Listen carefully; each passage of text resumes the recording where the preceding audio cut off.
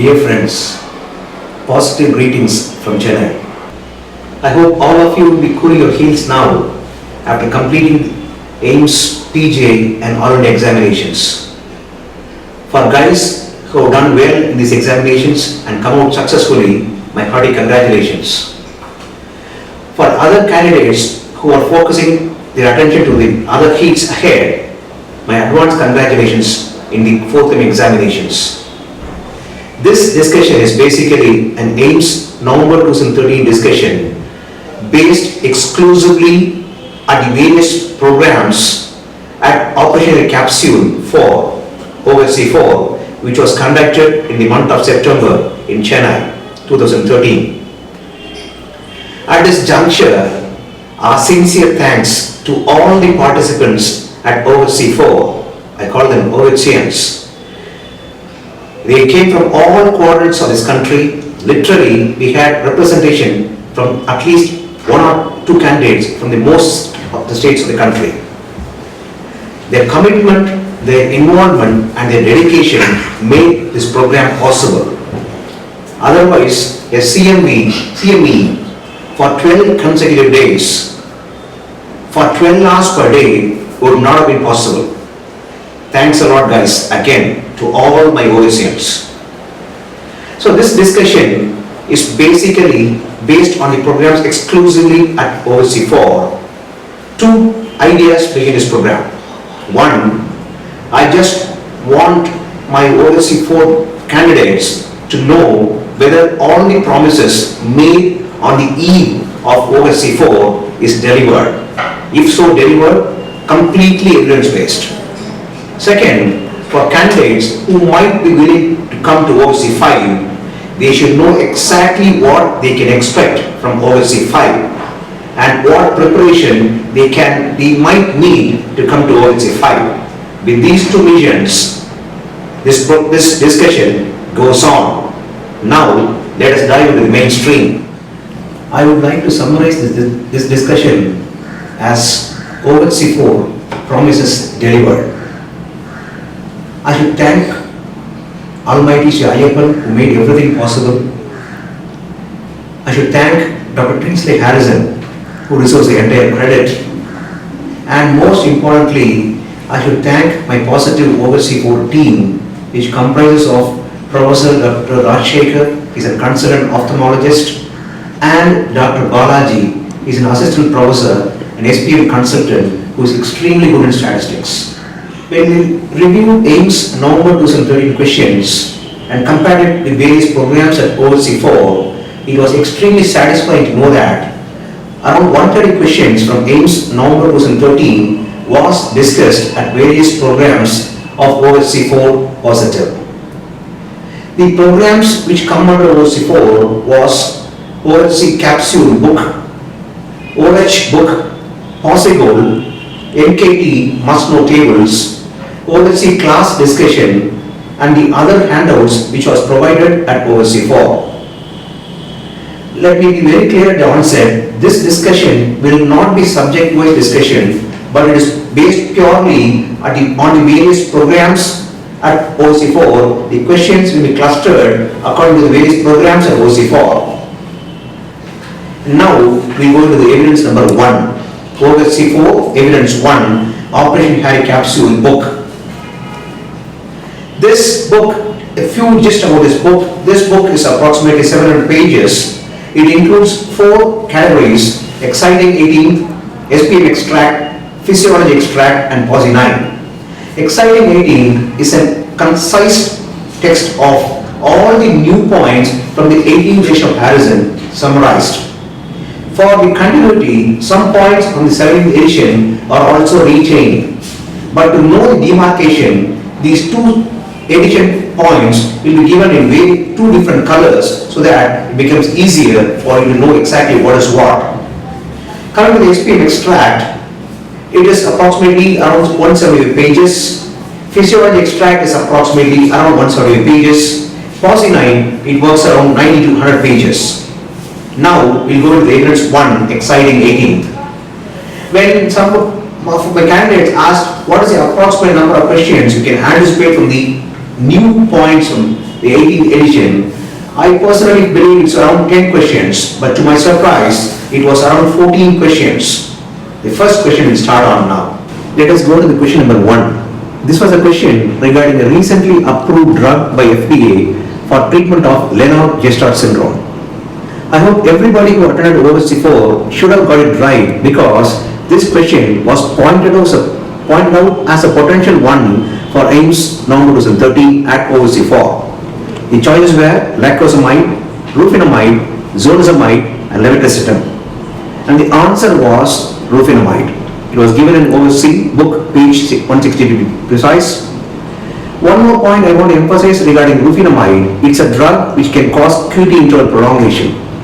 The interactions, rufinamide can increase, the level of rufinamide is increased by valproic acid, and rufinamide can in turn increase the level of phenytoin.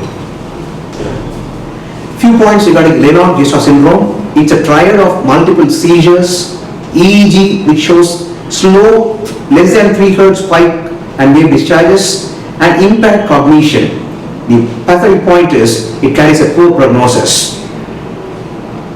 Some more points regarding the mechanism of action of anticonvulsants. I just want to emphasize 2 points. One, we know regarding glutamate, which is the excitatory neurotransmitter. If it is suppressed, it can help in your anticonvulsant therapy. The drug which utilizes this fact is lamotrigine, and we know the other transmitter GABA, which is a neurosedative. Any drug which can increase GABA can help. The drugs are valproic acid, gabapentin and tigabentin. Question number 2, it was a question regarding markers of acute kidney injury are all except. This was a question which was definitely anticipated because it was a new table column in the 18th edition.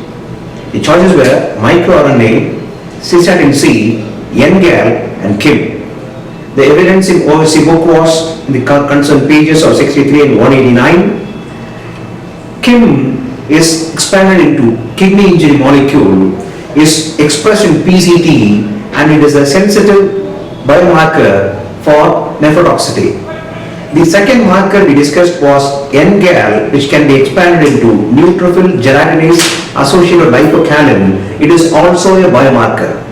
The other marker is cystatin C, which is also a marker for measuring your GFR. Then what about microRNA? People who are following AIIMS examination will be well aware that microRNA has already been asked in the examination. To be precise, it was asked in All India 2011 regarding a question regarding gene regulation. So microRNA is MIR15 and MIR16 are either deleted or downregulated in various tumors. So the answer became microRNA 122. The third question was regarding obstructive sleep apnea. A 50-year-old obese smoker, alcoholic, snoring and hypertension with apneic attacks 5 per hour during sleep. In addition to quitting smoking, what is the other management? Options were regarding CPAP, uroplasty, weight reduction and TM joint splinting.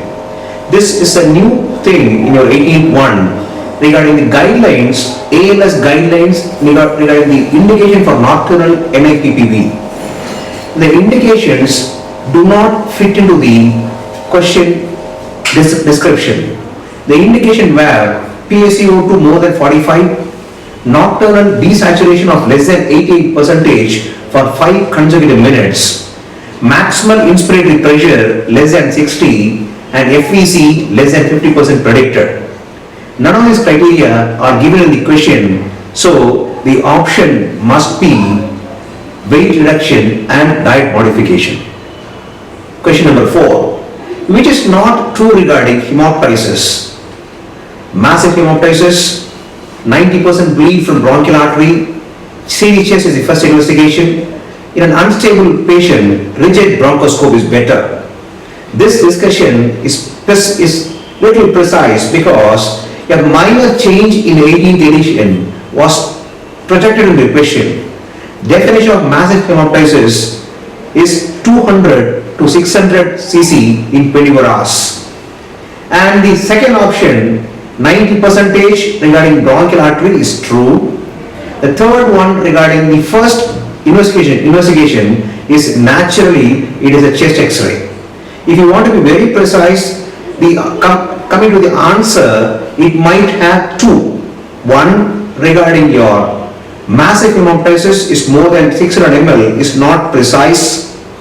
CV chest is not the first investigation. So both A and C options might come here correct.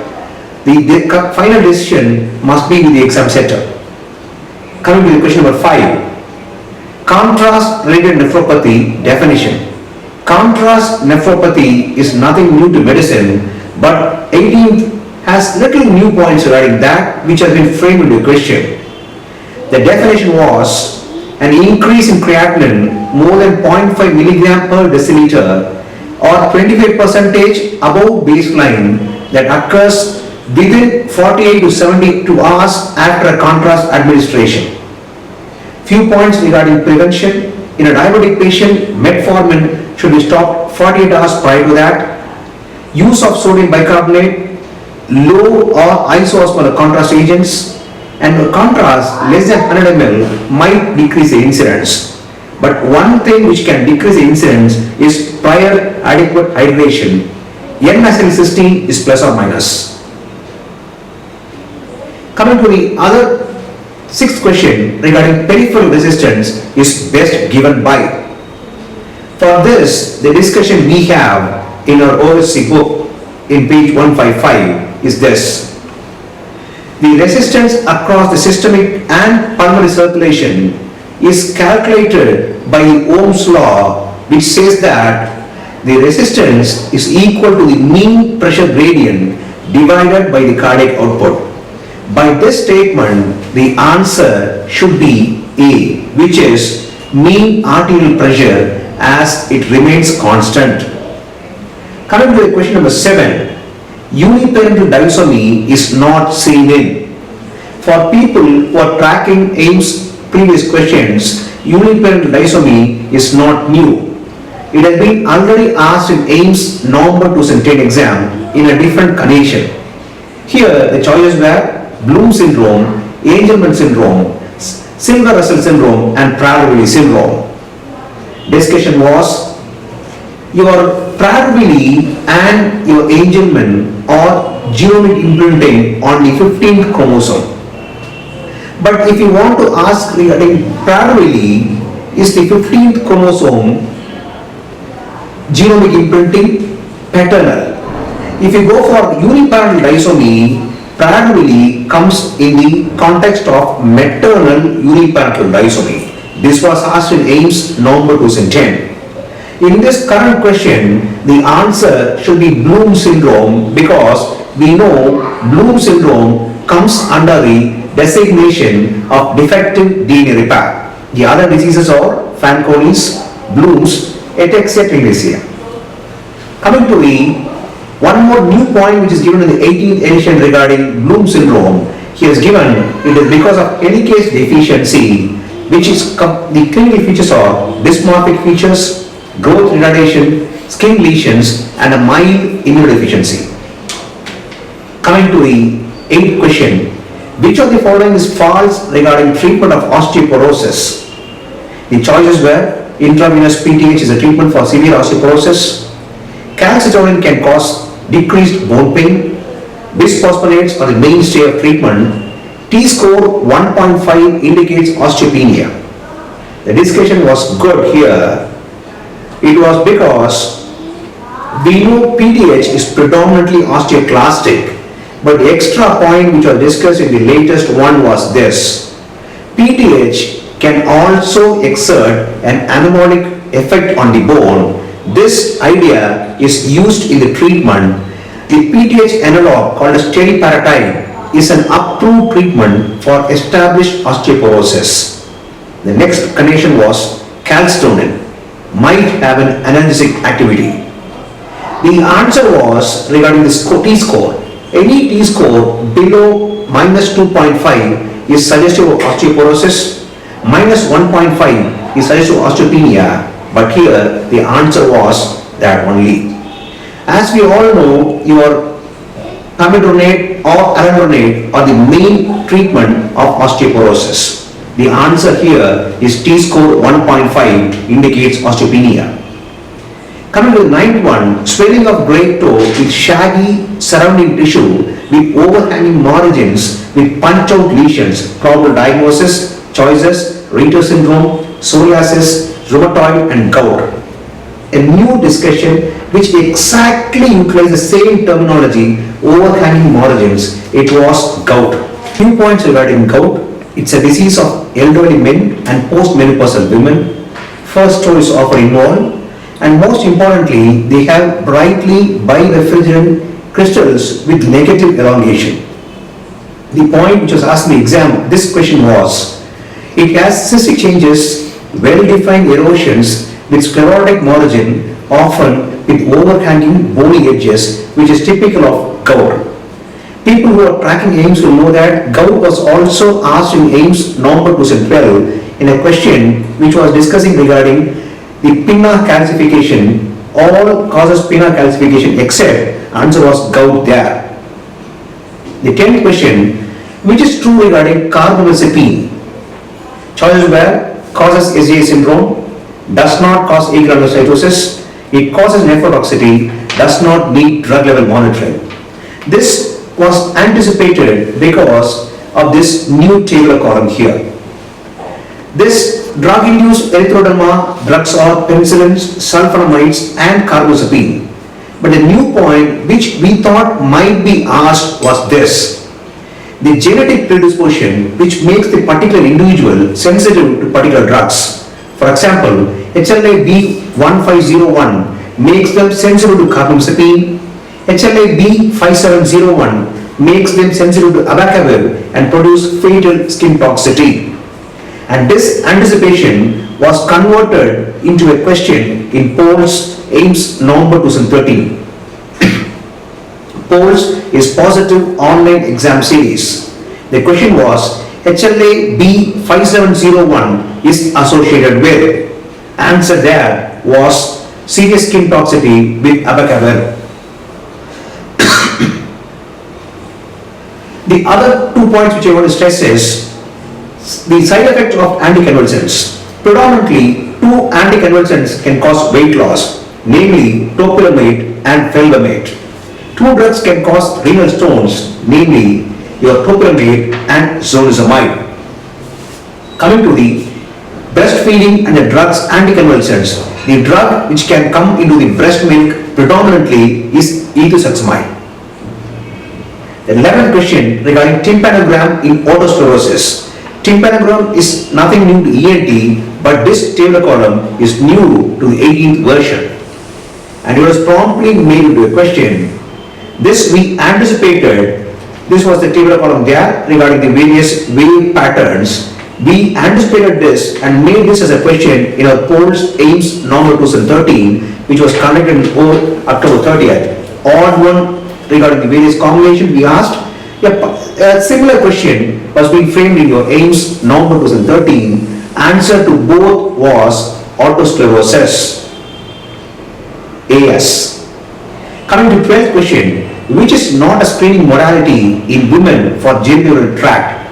Choices were CA125 for ovarian cancer, mammogram, office endometrial aspiration and pap smear.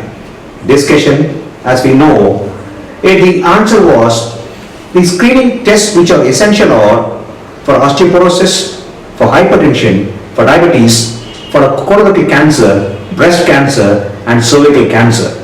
The methods were fecal alkaline blood, mammogram and pap smear.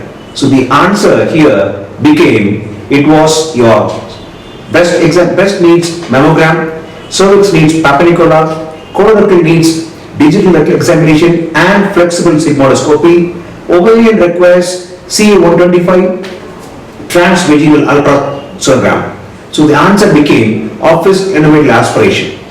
Coming to the 13th one, a female with excess consumption of junk food, gum bleed, ecchymosis, specifically perifollicular bleeds, possible diagnosis. What is the pathology there?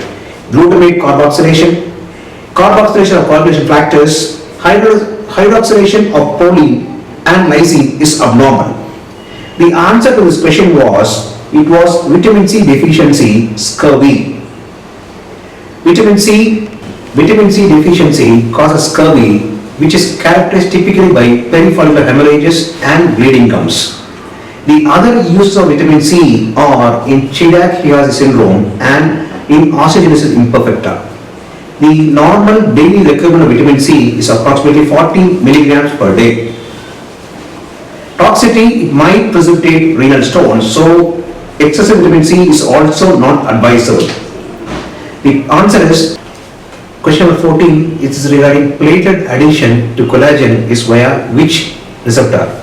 Factor 8, factor 9, von Willebrand factor and fibronectin. This is an easy one. We know it is by your von Willebrand factor which attaches your platelet to the collagen and initiates your hemostasis. It's your platelet addition. So the GP1B9 complex binds to the exposed von Willebrand factor, causing platelets to adhere to the collagen. This is initial tethering, activation and finally firm adhesion. Now coming to the second evidence called as SPM extract. We'll go to the question number 15. In a 6-week-old child presenting with fever 3 days with wheeze and a respiratory rate of 48 with no intercostal injury, what is false? Regarding the child has pneumonia, treat wheeze, antibiotics within, fever should be treated. Coming to the discussion in this, they summarize fast breathing according to age, and this child in this given history, it is 6 weeks old. Any rate above 60 is warranting to fast breathing. Here it is only 48, so this does not warrant any fast breathing. But the thing which is given here is wheeze. Wheeze in a child, so-called young infant. Young infant by definition is any child who is less than 2 months old, and this child in the history is less than 2 months old. So this fits into a young infant.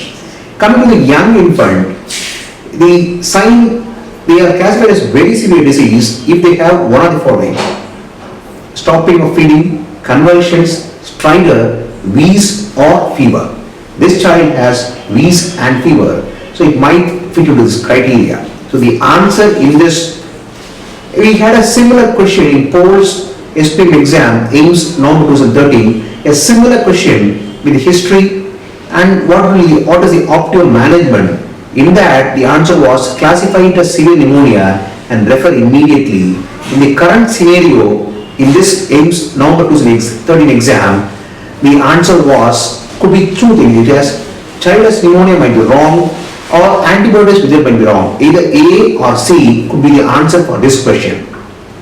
Coming to the question number 16, regarding immunization of a 5-year-old child who has not been immunized so far. The same question was asked in a similar question. The choice answer was given there. Which vaccine can be given to a child between 1 to 5 years of age who has never been vaccinated? Answer was DPT1, OPV1, measles and 2 ml of vitamin A solution.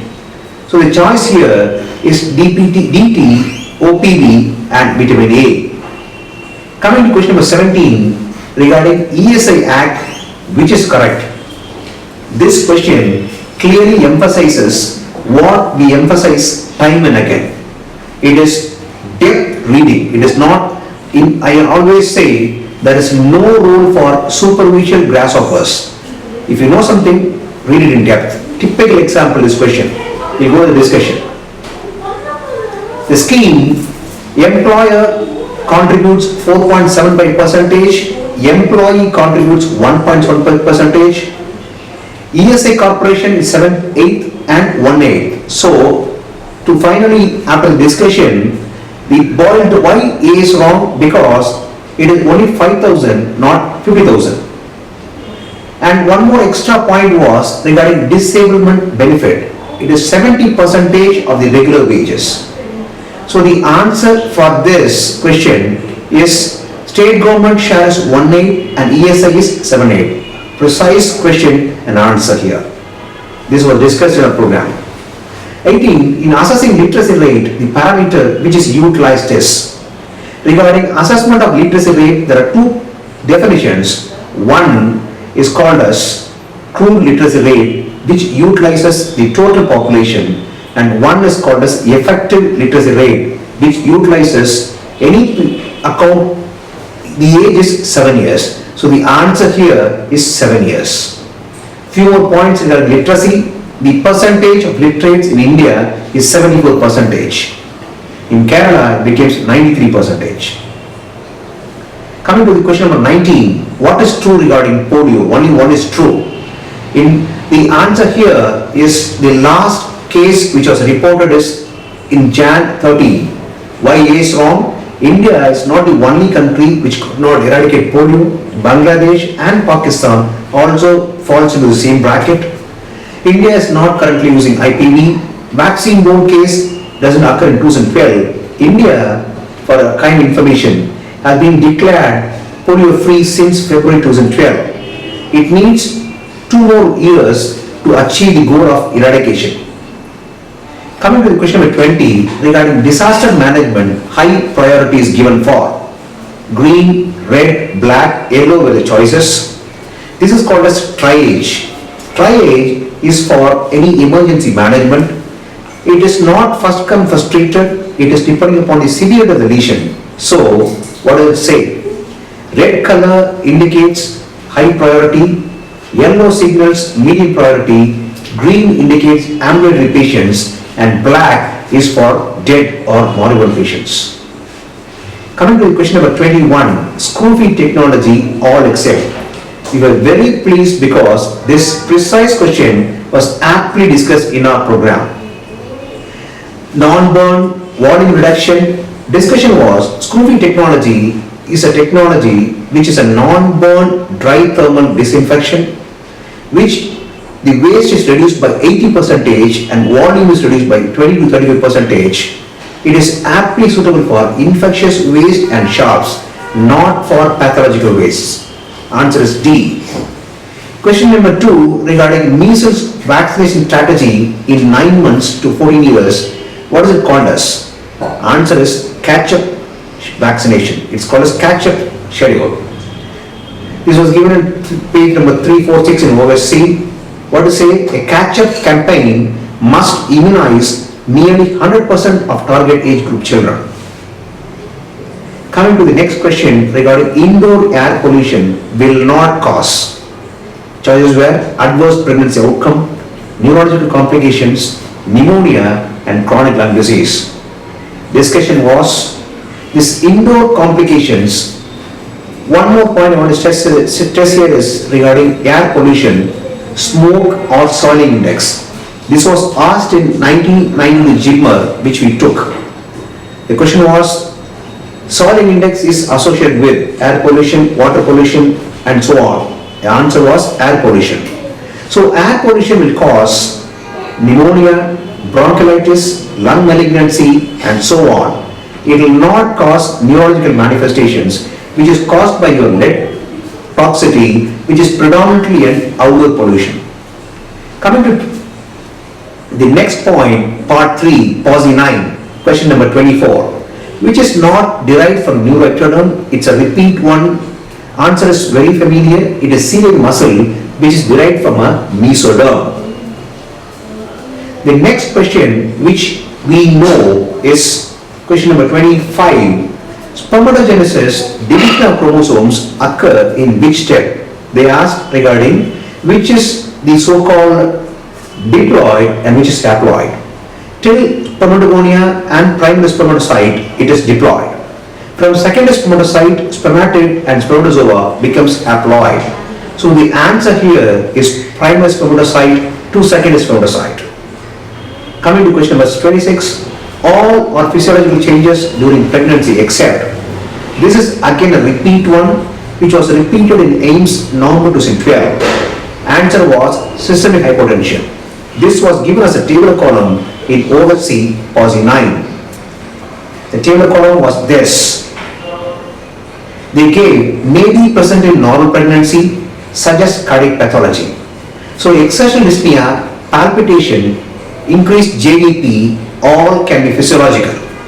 Pathological is systemic hypotension is always pathological. It suggests a cardiac pathology.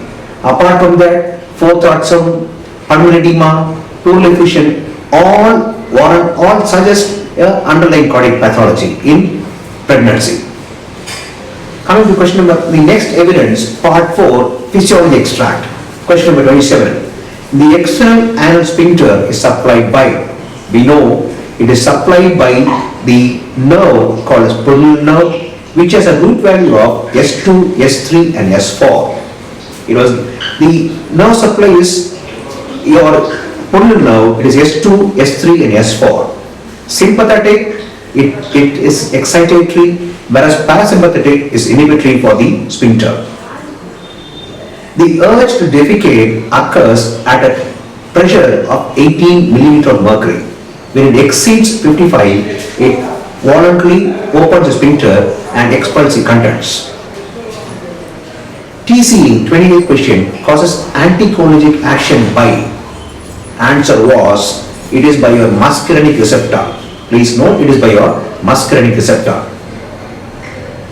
Coming to the next question, which was asked in the exam, which is false regarding muscular contraction? This again is a repeat. The answer is A. Calcium binds to troponin, not tropomyosin for activation. The answer is A. Coming to the 30th question, regarding transcutaneous nerve stimulation to relieve pain, acts by which mechanism? Choices were gateway theory, central pain, allodynia and referred pain. This we know it is because of your gateway theory of pain, which also plays a role in acupuncture mediated pain relief. It's your gate control mechanism which is involved in your so-called stress-induced analgesia. Coming to the question number 31 regarding blood-testis barrier is between. We are happy to know that this also was in our extract. This was precise. It is a Sertoli and Sertoli cell the gap which comprises your blood-testis barrier. This was discussed in the page 620 in OSC book.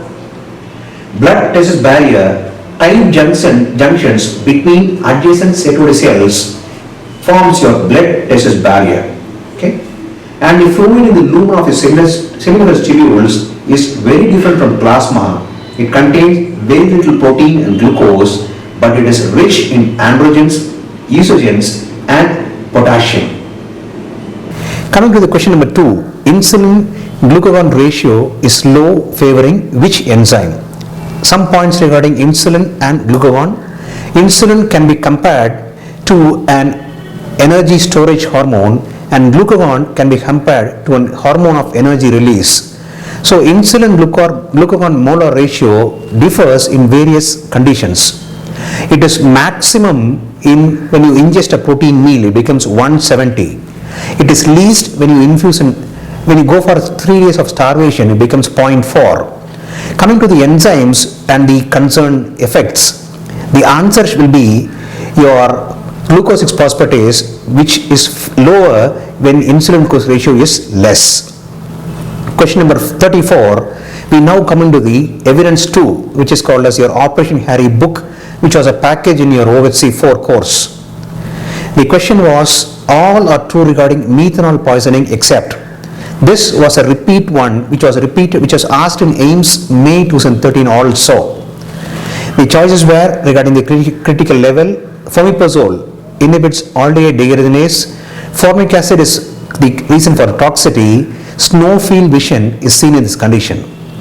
When we discussed this in a forum, a question came stating that fomepizole was given as a dehydrogenase inhibitor. It was not given as specifically aldehyde or alcohol. If that was the case, then it might be A and B both could be the answer. But taken for granted that the choice was fomepizole inhibits alcohol dehydrogenase, then the answer for this question becomes A.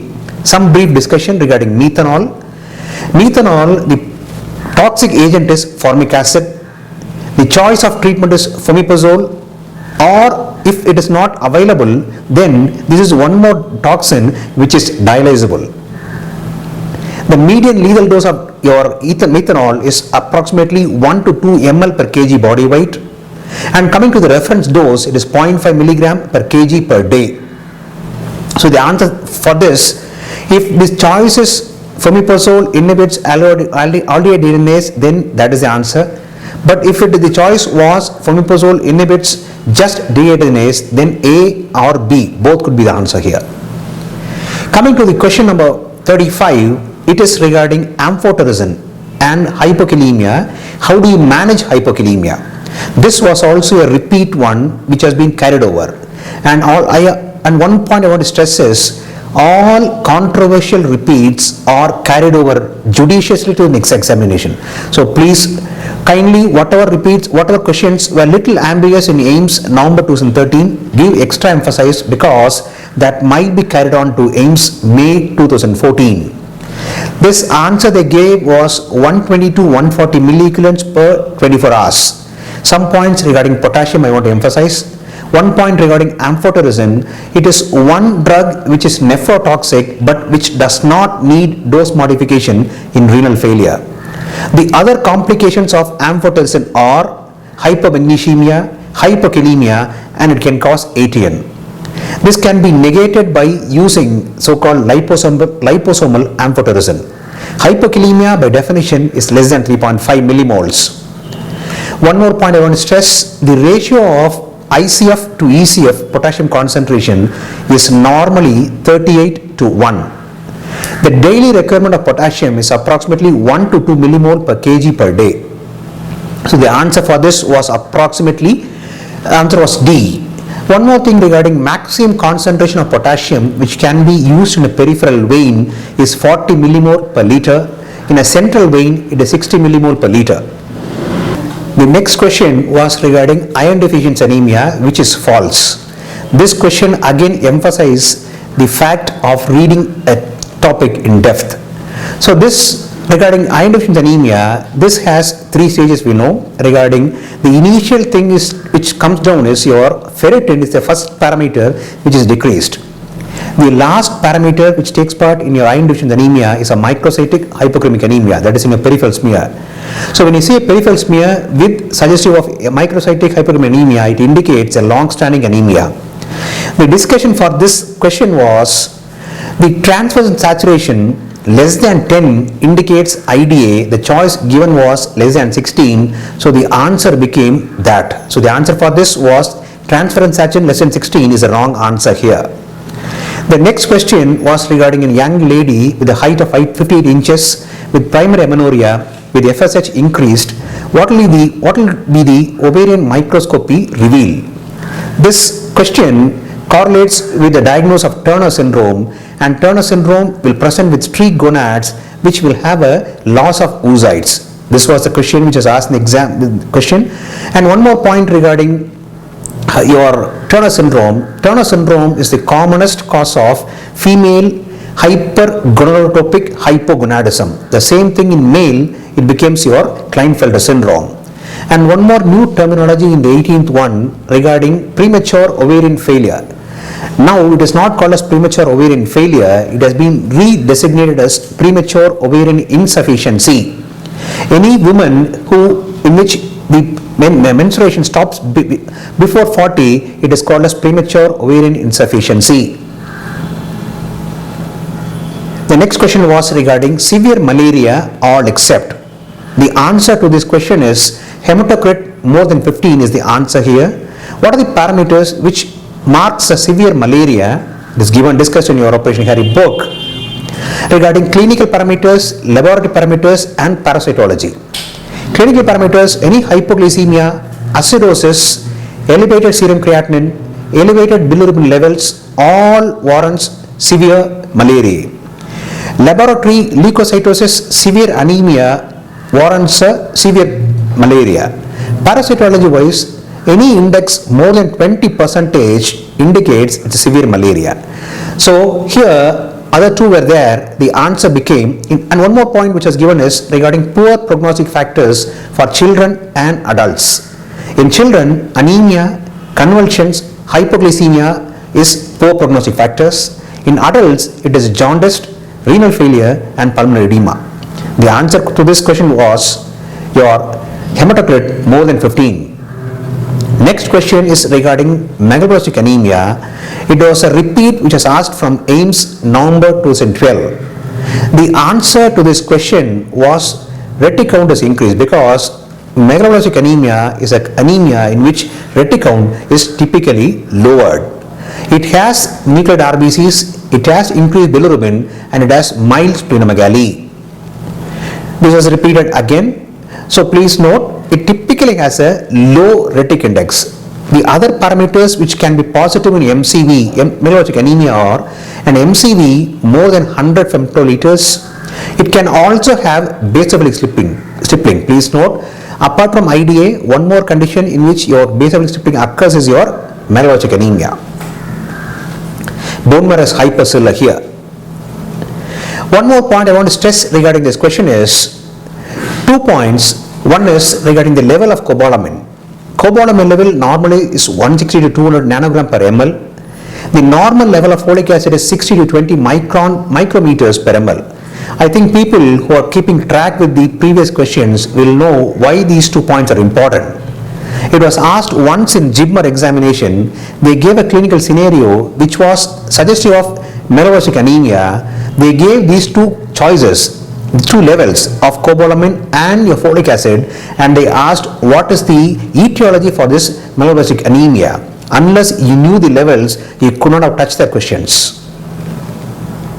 Coming to the 40th question, it is most common type of NHL worldwide. It is straightforward. It is diffuse large B-cell lymphoma. I just wanted to add 2 more points regarding diffuse large B-cell lymphoma. It occurs in younger age, median age is 37 years. It has a female preponderance. It is the most common type of NHL. The other point I want to stress regarding lymphoma is regarding follicular lymphoma, because it is one type of lymphoma which can undergo spontaneous regression. 25% of follicular lymphoma can undergo spontaneous regression. The other tumors which can undergo spontaneous regression are malignant melanoma and sometimes neuroblastoma.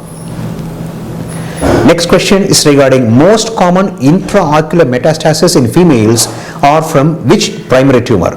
This again is a repeat from AIIMS November 2012, and the answer was CA breast. Tumor of the orbit, one more point I want to stress, it will usually, tumor of the orbit presents with painless progressive proptosis. The common tumor is breast carcinoma in adults. In males it becomes a lung carcinoma. This question number 42, I want to spend little more extra time in this because I want to emphasize few facts which is required here.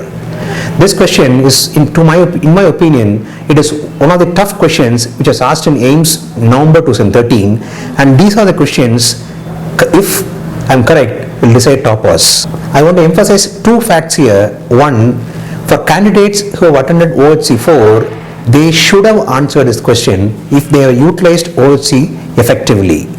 For candidates who are preparing to come for OHC 5, I just want to emphasize one point here. Please note, if OHC is to be effective, it should be utilized, it should be revised to the depth possible to answer tough nuts. I'll explain why it is important here. This question had 4 choices. One is ABO incompatibility induced BMT, drug induced, it is possible by NSAIDs, the 5q monosome is associated, or lymphoma.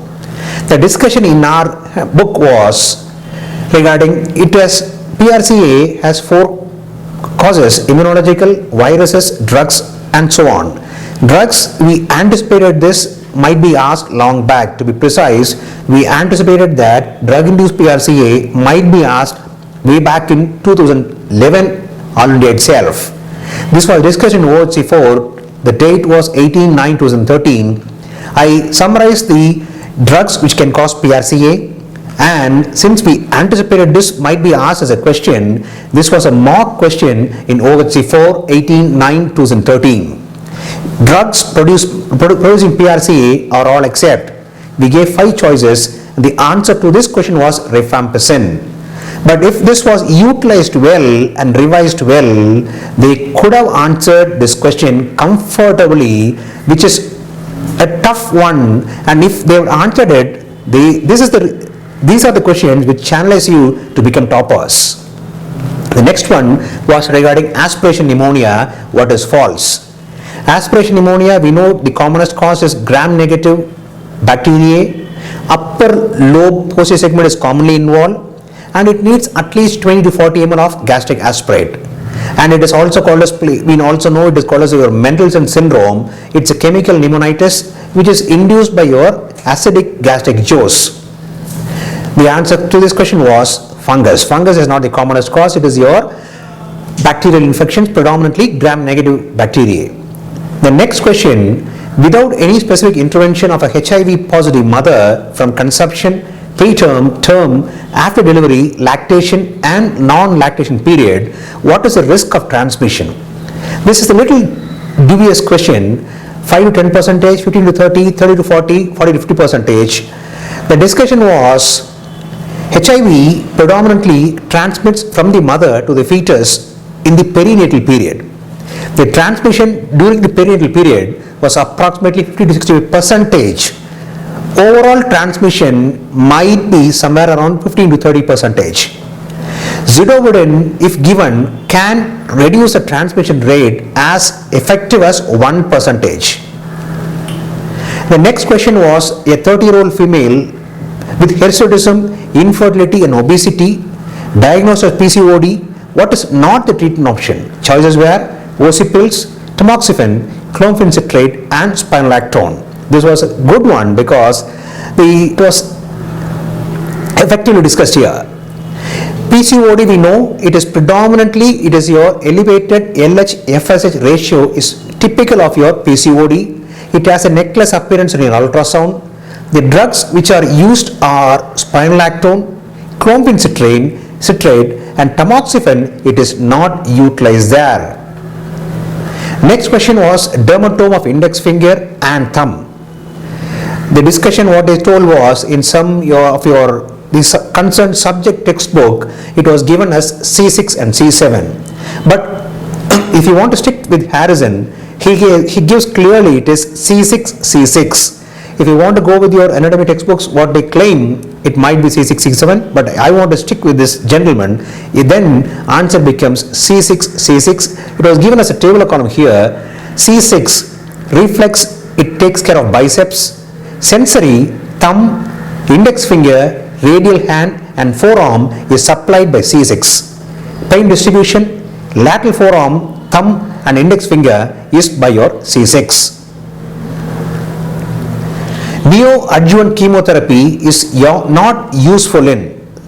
Still, this question is also controversial. Choices were osteosarcoma, peanut, breast carcinoma, ovarian carcinoma stage 3, breast carcinoma stage 2. If the choices were correct, if it is breast carcinoma stage 2 and ovarian carcinoma stage 3, sarcoma and peanut, discussion regarding neoadjuvant chemotherapy, predominantly all these tumors have been discussed under that. Some of the points regarding neoadjuvant chemotherapy. Adjuvant chemotherapy is chemotherapy after surgery. Neoadjuvant chemotherapy is chemotherapy before surgery. It is utilized in osteosarcoma, peanut, breast carcinoma, also ovarian carcinoma. Coming to the next question, which was asked is the ability of the body to eliminate any drug is called as rate of elimination, clearance, steady state and volume of distribution. It is an easy one.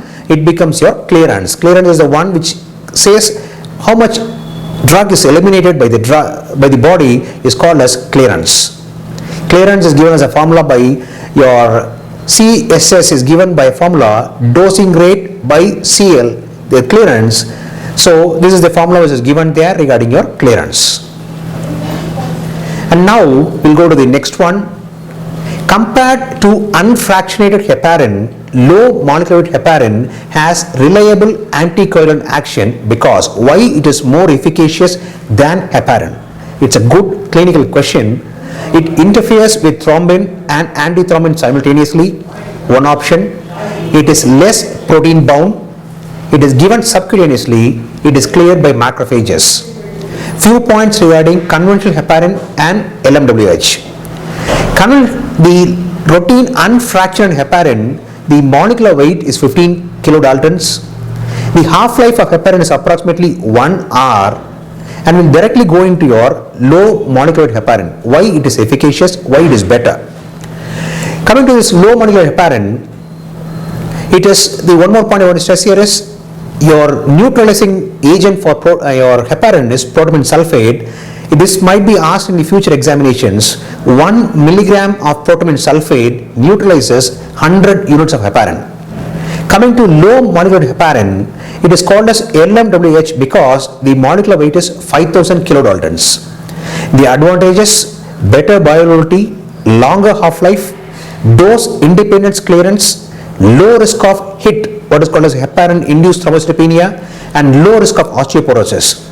Why does it have a long half-life? The answer is it binds less avidly to endothelial cells, macrophages, and heparin-binding plasma proteins. This is the reason why the efficacy of this LMWH is better. The next question is, what is the investigation of choice used for identifying a genetic loci? It is little straightforward. It is your FISH, fluorescent in situ hybridization technique, FISH. The next question was asked regarding PCR. PCR is used to amplify polymerase chain reaction. It is used to amplify small segment DNA only 5 kb. Anything beyond that, PCR cannot be effective. PCR, few more points. This was the one investigation. It is a breakthrough investigation. The person who invented this was called as Kary Mullis. He was conferred a Nobel Prize for that. The enzyme which is utilized in polymerase chain reaction is called as Taq polymerase. It has a thermal optimity of approximately 72 degrees Celsius. The next evidence is OHC4 evidence 3 comes into must-know tables. This is an assortment of tables from all subjects. Standard tables from standard textbooks has been tailor-made for entrance examinations and has been given in a textbook. This is your MKTs. I always request my positivians and OHCNs to tear this MKT tables and stick it in a place where you can see it more commonly so that it will reinforce you. This should not be read continuously, this should be seen continuously so that this will reinforce more. I will show the efficacy of this MKT towards AIIMS November 2013. The first question was easy. In Glasgow Coma scale, withdrawal to pain stimuli comes under, this becomes M3. Everybody knows that, it becomes under M3. It's easy here. The next question regarding your drug causing malignant hyperpyrexia. The choices were cisatracinium, suxamethonium, propofol, thiopentone. As far as anesthesiology is concerned, this is nothing significant. This is by your so-called Saxa. The next question was, which is not a contraindication for neuroaxial block? And this was also discussed in our MKT. Platelet count less than 50,000 is a contraindication. On clopidogrel is a contraindication. Local infection is also a contraindication. Answer was patient on antihypertensive medicine. The next question, which was regarding fertilized ovum reaches the uterine cavity by. This question was also very heartening to know because the same days were given in our MKT. When we will go to the MKTs regarding this one, MKT page 52, they are given important events following fertilization. The MKT starts from 0 hour, it goes to 30 hours, 40 hours, 6 to 7 days, then it comes from 40 hours, it goes to 72 hours, 96 hours, 5th day, 6th day and so on. 96 hours clearly says it is a 16 cell stage, it is called as morula, it enters the uterine cavity. So the answer is approximately 4 to 5 days. It was very heartening to know that this was given precisely in our MKT.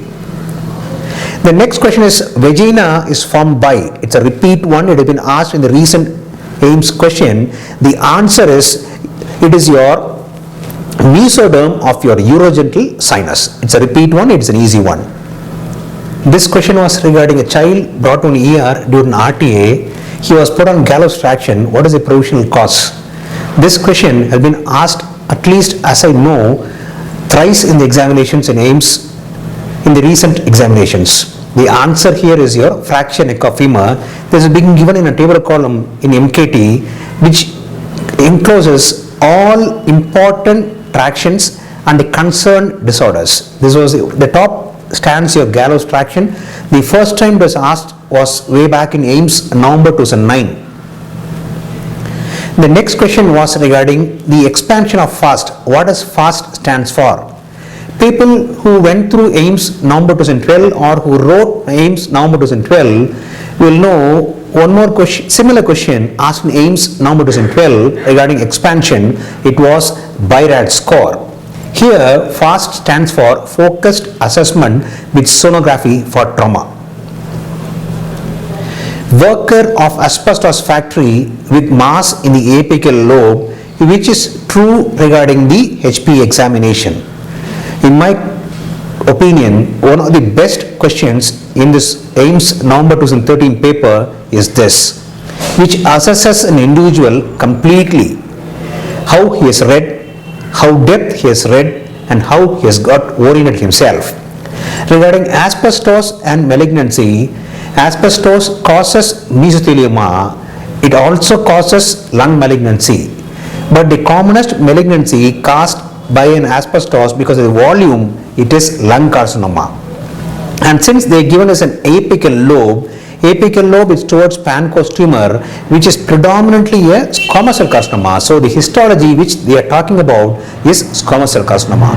The next point they want you to know is what will happen, what is the electron microscopical appearance of a squamous cell carcinoma. It was very heartening to know that this has been methodically given in our MKT.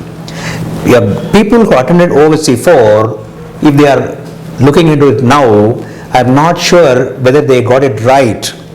But if they have gone and revised it, they should have got it. They should have got it.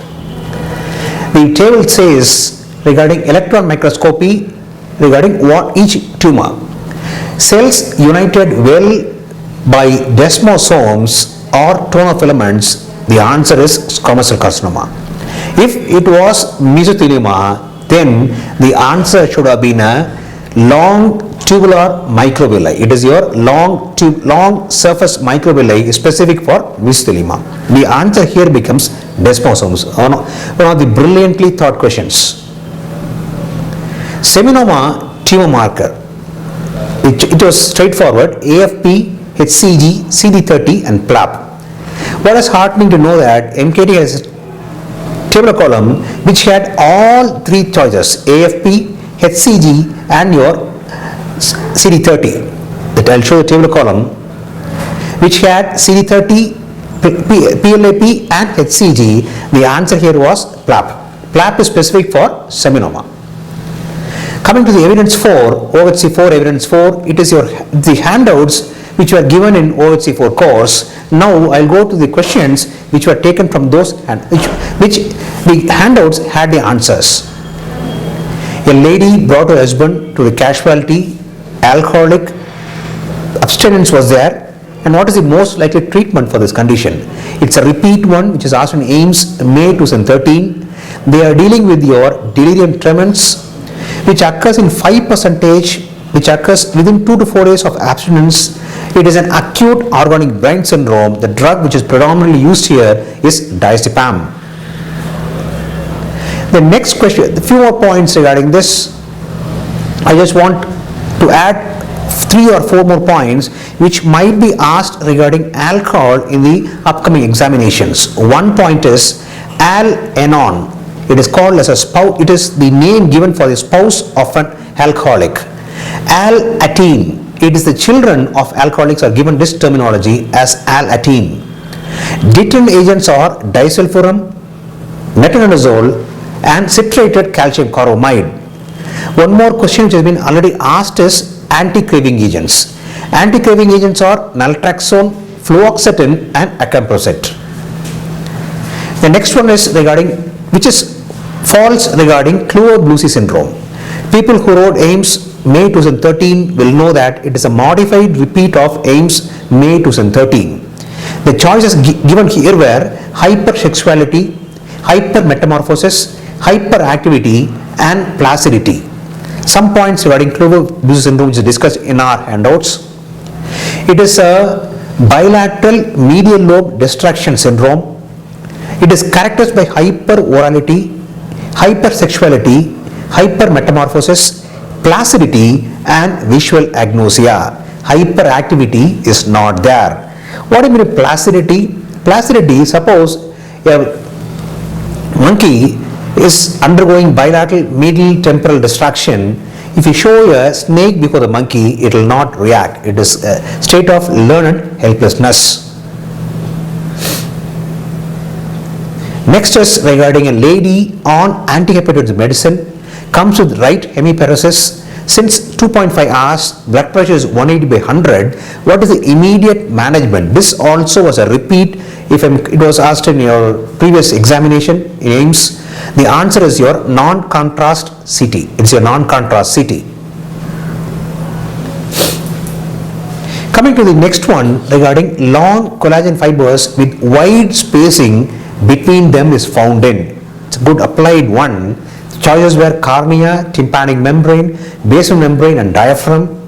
The discussion which was given in our handouts from our ophthalmic consultant was corneal stroma. The collagen fibers are highly uniform in diameter. It is approximately 25 to 35 nanometers. The distance between two corneal fibers is also highly uniform. Why this specific anatomical structure is important clinically? Because one of the cause of corneal transparency is this. Regular arrangements of collagenous bundles in the stroma is one of the cause for your corneal transparency. Others are no keratin, no blood vessels, no myelin sheath. Okay. The spacing between the collagen fibrils is uniform. It is less than half the wavelength of your visible light, which is 400 to 700 nanometers. The answer was cornea. The next question was asked regarding patients having narrow angle glaucoma. Which drug is not given? It is also a repeat one. The answer here is straightforward, simple. It is your atropine. The next one is regarding band-shaped keratopathy is due to deposition of. This also is a repeat question. The answer here is calcium. Band-shaped keratopathy, the answer is calcium. In this context, two questions has been asked regarding band-shaped keratopathy in the examinations before. One is, in which condition does it occur? The answer was pseudoxanthoma elasticum. The next one is regarding band-shaped keratopathy is due to deposition of which chemical? This is the repeat one which is asked first in AIMS May 2006. The answer here is calcium. One more question was asked regarding band-shaped keratopathy in AIMS. In which condition do you get it? It was your pseudoxanthoma elasticum. It is your band-shaped keratopathy. It is because it is a type of metastatic calcification. The next one is repeat one which is asked in your AIMS May 2013. Which of the following pair regarding drug and its mechanism of action in ophthalm is correctly matched?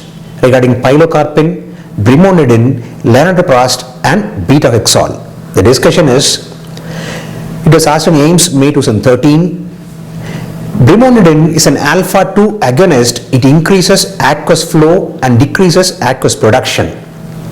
Carbonic anhydrase inhibitors, which is the example is brinzolamide, it specifically decreases aqueous production. Pilocarpine is a miotic which functions to increase your outflow. Beta-hexol is a cardioselective beta-1 blocker. The function predominantly it decreases your aqueous production. This is your brimonidine. The percentage of brimonidine is 0.2 percentage. The percentage of pilocarpine is 1 to 4 percentage. This is your discussion. The next one is regarding myopic degeneration. Which of the following is true? It is also a repeat one. Seen more commonly in males. Myopic degeneration can lead to retinal detachment. It is seen in less than 6D myopia. PVD is less common and a late complication. Only one is true regarding myopic degeneration. Myopic degeneration, it was asked, this same was asked in AIMS May 2013. Some points regarding that, a modified one. Myopia of at least 6D is required to cause this degeneration. The appearance is called as a tigroid fundus. It can cause posterior retinal detachment.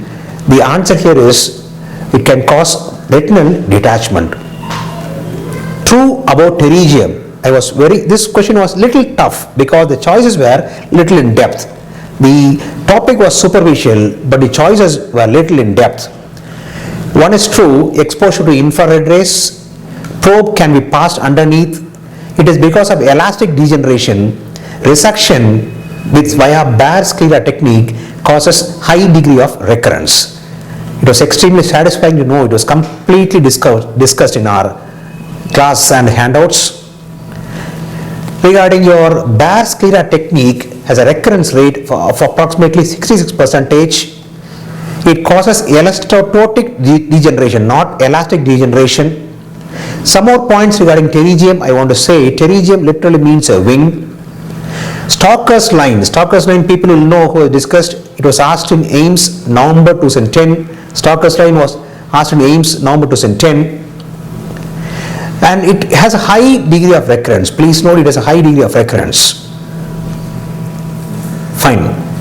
The next one is regarding referral from pediatrician to ophthalmologist is in which week of life.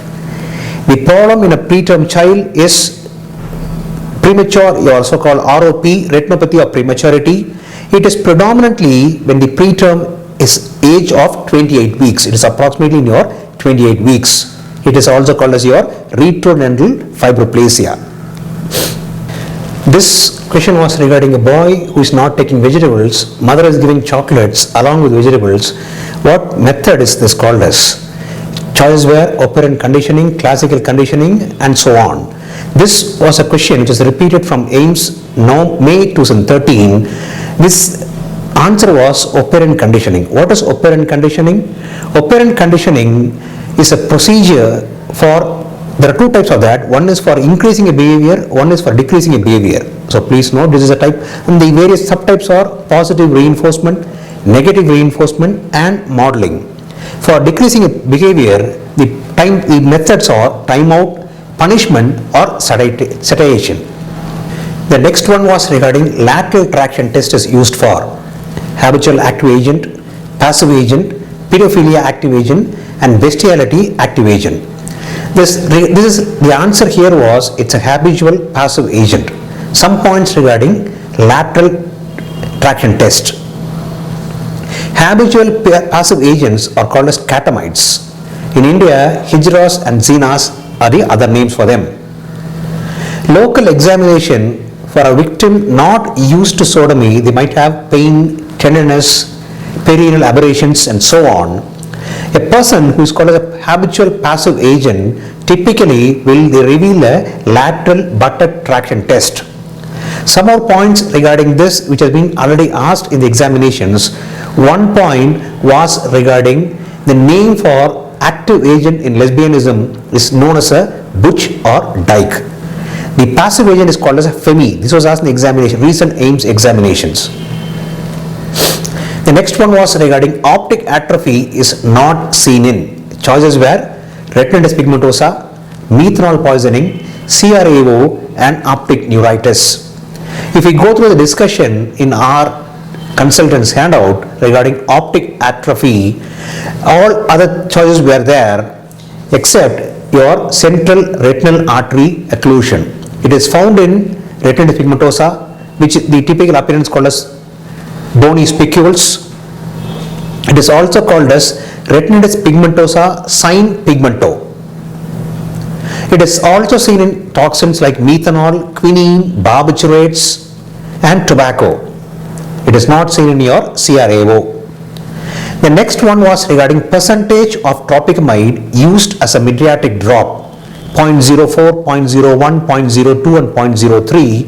This was given as a table of column by our consultant in ophthal handout regarding tropicamide. It is 1% drop which will work out to 0.01%. Next one was regarding rigor mortis is not seen in. Other options were not clear. The one option was fetus of less than 7 months, rigor mortis is not seen, and that was the answer. Rigor mortis, few points I want to stress. There is something called as a rule of 12 regarding rigor mortis. Starts in 3 to 6 hours, takes 12 hours to complete, stays for another 12 hours, disappears in the next 12 hours in the same order of appearance. The first one is proximo-distal spread. First typically occurs in your eyelids. Some points it is of great medical legal importance. One is age does not occur in a fetus of less than 7 months old. So that anything below that, rigor mortis will not occur. It is also used to assess nature of death and atmospheric condition. The next evidence in OSC4 was Posse goal. It is an accumulation of previous year's question papers, last 6 years papers, questions and answers alone. What is false about iodine? It was asked in AIIMS May 2013. Answer was it is contraindicated hypothyroidism. It is not contraindicated hypothyroidism. Some points regarding iodine: it can cause iodism, it inhibits release of thyroxine, and it inhibits synthesis of iodothyronine and iodoxythyroxine. AIIMS May 2013 was asked. The next question was asked regarding diabetes mellitus patient with diminution of vision in left eye. What is the provisional choice of investigation? As I told, all controversial repeats are carried over. This is one more controversial repeat, which the answer was not very conclusive. The choices were gold quantiferon, serum creatinine, and serum homocysteine. Answer is not very conclusive.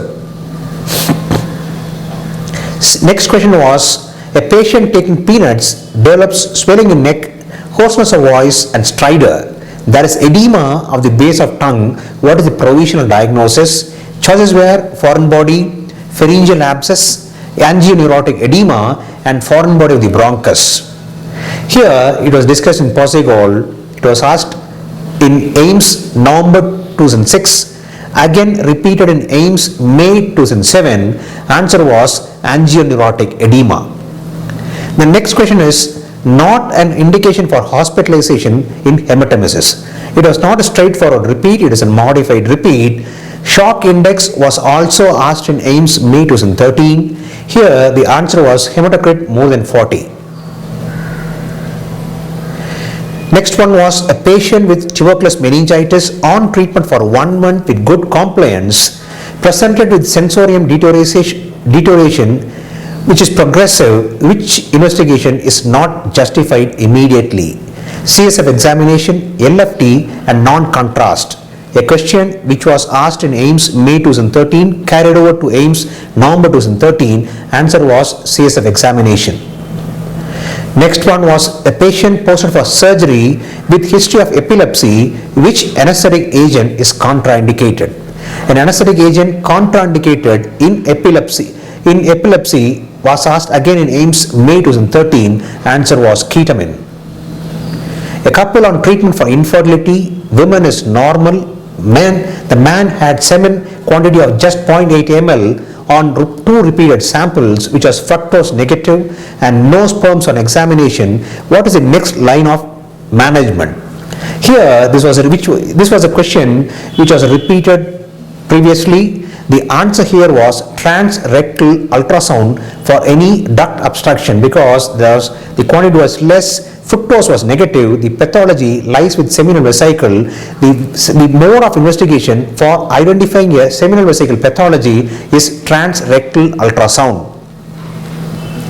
All the following are complications which are more common in vacuum assisted delivery than forceps, except this was a modified version of AIIMS May 2013 question. AIIMS May 2013 question is this: all are true except retinal hemorrhages and subgaleal hemorrhages are more common in ventose than forceps. Vacuum needs more skill. Cephalhematoma is more common with vacuum. Less maternal trauma for vacuum as compared with forceps. Answer there was vacuum needs more skill than forceps delivery was the answer there. So retinal hemorrhages, intracranial hemorrhages and subgale hemorrhages are more common in ventos than forceps. So the answer here was it can cause subgale hemorrhage, it can cause hemangioma, it can cause ICH. Transient lateral rectal palsy is the answer here. Next one, which is not true regarding NADPH, was a repeat one. Answer was produces ATP in RBC. The next one was a lactating woman complains of a painful lump in the breast. What will be the next best step in management? MRI, mammogram, ultrasonogram and FNAC. This is also a repeat one which is asked in AIIMS November 2012. The answer was MRI. Next question was regarding which is not a part of ethmoid bone. This again was asked in AIIMS November 2012. Choices were agar nasal, crista galli, uncinate process and inferior turbinate. Answer was inferior turbinate. Next was regarding percentage of death in emergency abdominal aortic aneurysm surgery. Answers were 40%, 10%, 5%, 1 to 2%. This was a good one and a repeated one. Regarding the death percentage in surgery for emergency aortic aneurysm repair was 40%. For an elective surgery, it is just 1 to 2%. This emphasizes the need for elective surgery if need be. The next one was asked regarding MHC1 and MHC2. What is the predominant function of MHC1 and MHC2? Which also was a repeat one. The main function of MHC1 and MHC2 is to present your antigen to your T cells. A Rho kinase inhibitor, this also was the choices were fasudil, ranolazine, amiloride and nicarnadil. This question has made a hat trick. It was asked first in AIIMS November 2012, then in AIIMS May 2013. Again, it has been asked in AIIMS November 2013 also. Answer here is fasudil. A patient with juvenile myoclonic epilepsy is planning for pregnancy. What is the drug which can be used? Juvenile myoclonic epilepsy has been asked in various different formats in the recent examinations, right from 2006 exams. Here, the answer is levetiracetam. Ketosis is seen in von Gake's disease. This is due to all except, which was straight from AIIMS May 2013. The answer is they have poor fat metabolism. Suicidal enzyme is also a repeat from AIIMS May 2013. It is your lipoxygenase. Ribosome contains peptidyl transferase, GTPase, acetyltryptophan synthase and peptidase. This was repeated in the examinations. A little previous repeat. To be precise, it was asked in AIIMS November 2008. The answer is peptidyl transferase. A hockey player presented with fully extended elbow without stability. The possible injury involves which structure in the knee joint? Either anterior cruciate ligament or medial meniscus, which was repeated from AIIMS May 2013. A 2-day-old neonate presents with seizures. What is the next line of investigation? It's a repeat one. Choices were ultrasound, MRI, CT and skull sciagram. Answer was ultrasound, because in neonates, because of the open fontanelle, ultrasound is sufficient to identify the etiology of your seizures. Next one was regarding Rashtriya Swasthya Bima Yojana. One is true. This again was a repeat one. Applicable only to under BPL. Patient has to pay and then reimburse. Entitled to pay 30,000. Implemented all over India. This Rashtriya Swasthya Bima Yojana, still it is not implemented throughout India. The only thing is, it is an insurance scheme which is applicable to people under BPL. It was asked first in AIIMS November 2012. The next one was regarding rollback malaria, which is false. Choices were strengthening health system, insecticide treated bed nets called tents, development of insecticides and training health personnel. Rollback Malaria Initiative, it was asked in AIMS November 2012. Answer was, it will not take part of developing a new insecticide. It involves strengthening health systems, insecticide treated bed nets and training health personnel.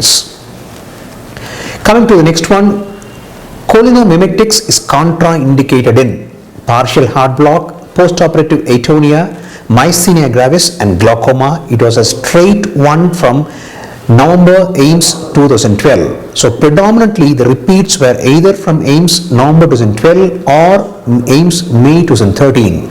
Answer is partial heart block. Now we step on to the OHC4 evidence number 6. It is your OHC4 discussion. We have reached somewhere around 100 questions. For all these 100 questions, we have got evidence in black and white regarding the efficacy of OHC4. Now we'll pursue further. The question was regarding gender identity disorder with good prognosis. Choices were testicular feminization, CAH, mixed dysgenesis and a true hermaphrodite. The discussion was towards CAH because CAH is one condition which is treatable. So since it is treatable, it might carry a good prognosis. The next one was regarding drugs used in management of primary pulmonary hypertension. Bosentan, nitroprusside, methyl dopa, labetalol. It's a very easy one. Bosentan, which is an endothelial antagonist, which acts as a potent vasodilator so that it is effective in your primary pulmonary hypertension. We know primary pulmonary hypertension is a disorder of middle-aged women. It is an autosomal dominant disorder. It is because of mutation in the bone morphogenic protein 2, BMPR2. The other drugs utilized in PPH are nifedipine, nitrous oxide, misoprostol. All these are your vasodilators. An American male with recurrent pain abdomen, chronic mild hemolysis, RBC shows abnormal shaped RBCs. He had associated long-standing non-healing leg ulcer. What is the typical defect associated with that? The question explains a patient with sickle cell disease. So in sickle cell disease, it's a type of single nucleotide replacement wherein valine visits and glutamic acid goes in your sixth position of beta chain of hemoglobin. So this answer becomes single nucleotide replacement. The next one was regarding an 8-year-old boy with progressive muscle weakness, bulky legs. The specific description was creatine kinase decreasing with age. It was a routine question, little different question format. The answer here was dystrophin deficiency. Dystrophin deficiency is typically associated with your Becker's and Duchenne. Duchenne is the one which occurs in the first decade of life. With progressive muscle weakness, bulky leg, typically creatine clearance decreases with age because muscle mass gets down. Next one was regarding a 44-year-old lady presents with painless supraclavicular lymphadenopathy. Biopsy shows binucleated acidophilic owl appearance with floating lymphocytes in empty space. The catch was CD15 and CD30 is positive. What is the probable diagnosis? As we all know, in lymphocyte predominant lymphoma is a type of lymphoma in which CD15 and CD30 are typically negative. So here the answer boils down to your nodular sclerosing lymphoma. The next one was regarding post-spinal headache can decrease by all measures except needle of small size, atraumatic needle, replacement of stellate, supplement of fluids. If I am correct, there is a new tabular column, a modified new tabular column in the 18th version which clearly says that the one which reduces your post-spinal headache depends upon the procedure, either the type of needle or the method by which it is done. Supplement of fluids might not do it. Risk factors of cervical carcinoma are all except low parity, multiple partners, early sexual intercourse and smoking. Here the answer is low parity. It is your risk of cervical carcinoma. Maximum cardiac output in pregnancy occurs at 20, 22 weeks, 24 weeks, 28 weeks. To be precise, the maximum cardiac output in pregnancy takes part somewhere in the 32nd week of gestation. The answer which is closer here is approximately 28 weeks. The next one was regarding management of victim of RTA with tension pneumothorax. It's a clinical applied one. The answer was insert needle in the second intercostal space so that it will let out the air and it will be a life-saving procedure. Contaminated necrotic tissue, what is the treatment of choice? This is simple, it is your debridement. Next one was regarding a 60-year-old lady with painless progressive jaundice. Total bilirubin was 6.5, which was predominantly conjugated. What is the probable diagnosis? Since it's an elderly with a painless progressive jaundice which is predominantly conjugated, it points towards a malignant obstructive jaundice, which is not used in the treatment of cyanotic spell. It's an easy one. Choices were sodium bicarbonate, propanol, calcium chloride and phenylephrine. All are used except calcium chloride in your cyanotic spell. We start with sodium bicarbonate, we put them in an each position. Oxygen, we go for morphine, sodium bicarbonate and propanol. Next one was regarding conjunctiva in a vitamin A deficiency undergoes what pathological manifestation? Choices were squamous metaplasia, goblet cell hyplasia, stromal inflammation and actinic degeneration. The discussion in our positive consultant handout was vitamin A deficiency, xerophthalmia, it will cause squamous metaplasia. Please note it is a squamous metaplasia. Indirect ophthalmoscopy, true all except. It's simple as far as ophthalmology is concerned. Answer is virtual erect image. That is wrong regarding indirect ophthalmoscope. In glaucoma retinopathy, the damage occurs to which layer of retina? Choices were bipolar cells, photoreceptors, ganglion cells and amacrine cells. Answer was discussed in your class, it is your ganglion cells. Most common secondary primary in retinoblastoma. Answer boils down to osteosarcoma of the long bones with soft tissue sarcoma. The next one was bilateral proptosis in a 4-year-old child. What solid neoplasm commonly causes this? This is a modified version of a question asked in AIIMS November 2012 regarding bilateral proptosis. Answer here is neuroblastoma. Patient in a dark room developed colored halos. Which drug should not be given? Homatropin, acetazolamide and pilocarpine. This is regarding your glaucoma. Answer is homatropin. 16-year-old girl who was evaluated for recurrent abdominal pain presented with sudden onset of loss of vision on both eyes. On examination, extraocular movements were absolutely normal. Other examinations of ophthalmology was normal. What is the provisional diagnosis? This could boil down to malingering. A 4-year-old child with fever for 14 days, swelling near the shaft of tibia with periosseal reaction and bone distraction. What is the investigation of choice? A tumor which can present typically with fever and symptoms of osteomyelitis is your Ewing sarcoma, and to confirm that it needs a bone biopsy, which will affect both intravertebral space and bone, which can cause bone destruction and narrowing of your intravertebral disc space. It would boil down to infection, your tuberculosis.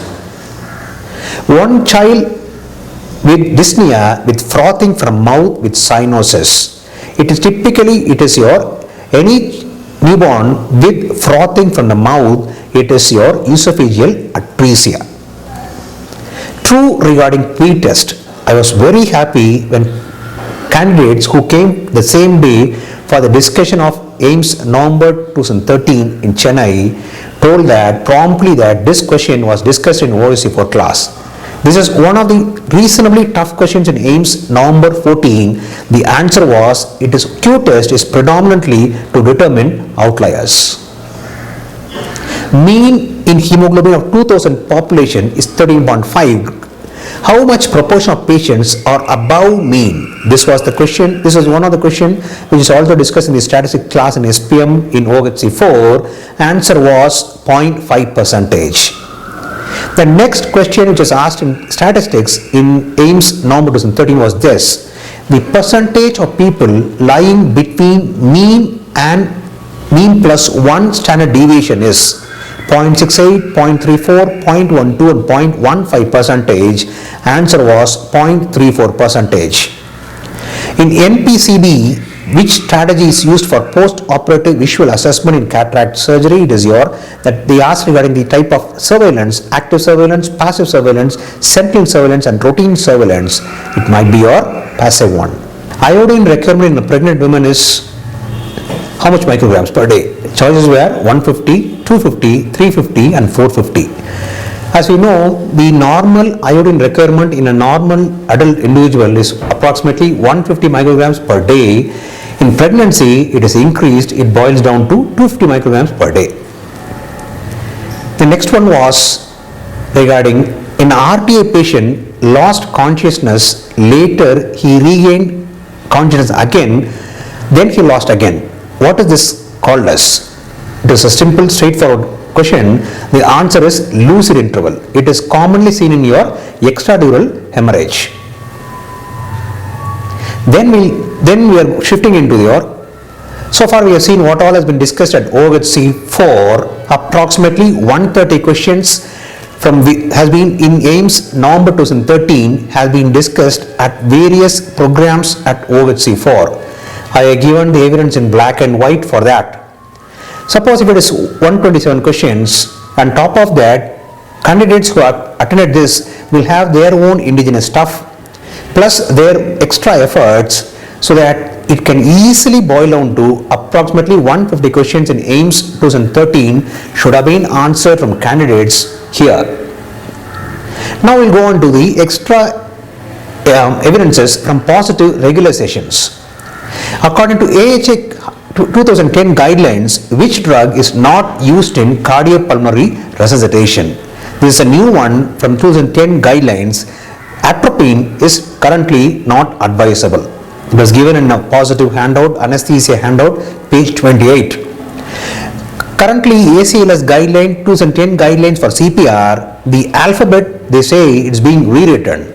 Rescuers currently may consider it is ABC is slowly becoming CAB. Compression becomes earlier. The ratio of compression is 30:2 compressions per breath, per 2 breaths. Atropine is not used now. The next one was investigation considered in anarchia. Yes, it might work out to your laparoscopy to confirm your anarchia. A patient with 6 months history of altered bowel habits with increased mesenteric fat, dilatation of proximal and distal ileum, all are true except in which condition it is not seen. It is seen in ulcerative colitis, Crohn's and ileocecal tuberculosis except ischemic bowel disease. On doing laparoscopic cholecystectomy, patient developed wheezing. What is used in the treatment? The treatment must be to increase the depth of anesthesia. Tuberculosis affects which muscles first? It becomes your respiratory muscles. In LSES, anesthesia is desired up to which level? Please note T4, T6, T8 and T10. Action of inhalation agents can be increased by choices were patient with increased FRV, right to left shunt, highly soluble in blood, given along with nitrous oxide. When an inhalation agent is combined with nitrous oxide, the action can be increased. A patient with 20 weeks pregnancy presents with bleeding PV with cervical dilatation and unaware cervix without fetal parts or placenta out, what is it called as? Inevitable abortion. Other choices were missed abortion, complete abortion and incomplete abortion. Coming to the latent phase of labor, which is not true. It is also called as false labor. It is associated with the first stage of labor, starts after mother develops regular uterine contractions. It might boil down to A choice. 60-year-old male with fever, chills, dysuria, hospitalized in an emergency medicine for 5 days, tenderness on perectal examination, PSA is 7. Any PSA above 4 is significant, but PSA 7 other conditions, it can be increase in BPH, it can be seen in prostatitis also. What could be done next? This might be your prostatitis which needs antibiotics and observation, which will cause minimal discontinuation syndrome. Citalopram, Cetalin, fluoxetine and fluoxamine. It is your fluoxetine. It has been discussed in your psychiatric class. Fluoxetine, some points, it has a long half-life, no interaction with warfarin, tolbutamide and chlorthalidone, It is among the SSRIs the one which has the least incidence of discontinuation syndrome is fluoxetine. H-shaped tracheostomy fistula, what is the best investigation? Esophagogram, tracheobronchoscopy, X-ray. In pediatric handout it was given regarding 2AF. 2AF tracheostomy fistula, there are 5 types. Most common type is type A. What is it? Upper esophagus ends as a blind pouch and TEF is connected to the distal esophagus. That is the commonest type. And esophageal atresia is the most common congenital anomaly of esophagus. Plain radiography typically shows coil-feeding tube in the pouch because it's at blind end. For H-shaped TEF, esophagogram with contrast medium is the procedure of choice. For conservative management, the child should be positioned in a prone position and continuous esophageal suctioning should be done.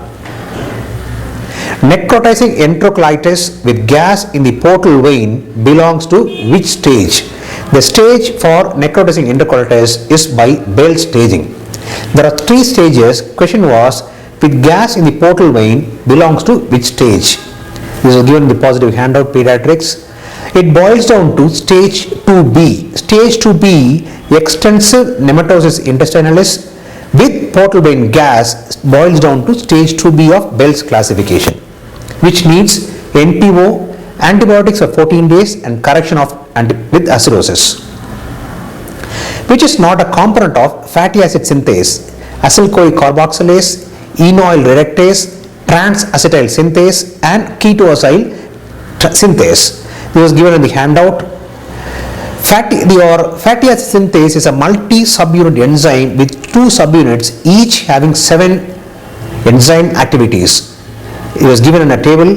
The answer for this was acetyl-CoA carboxylase. All other 3 as a part of fatty acid synthase.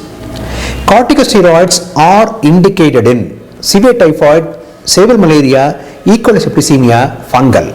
In any gram-negative septic shock, corticosteroids are given initially. Causes of congenital clubfoot are all except. This boils down to your poliomyelitis. Other choices were CTEV, arthrogryposis and spina bifida. Spinal deficit, which is not seen radiologically, it's called a Shivora.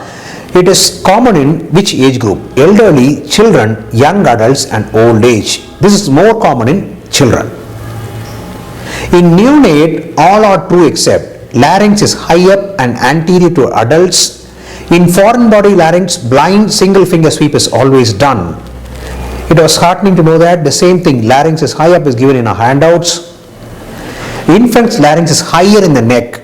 It is in C2 to C3 compared to adults. Adults' larynx is in C4 and C5. So the answer to this question was B. In foreign body larynx, blind single sweep is not done here.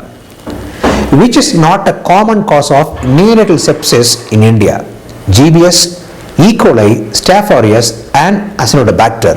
The discussion goes like this. The early onset sepsis, it is GBS, E. coli, Klebsiella.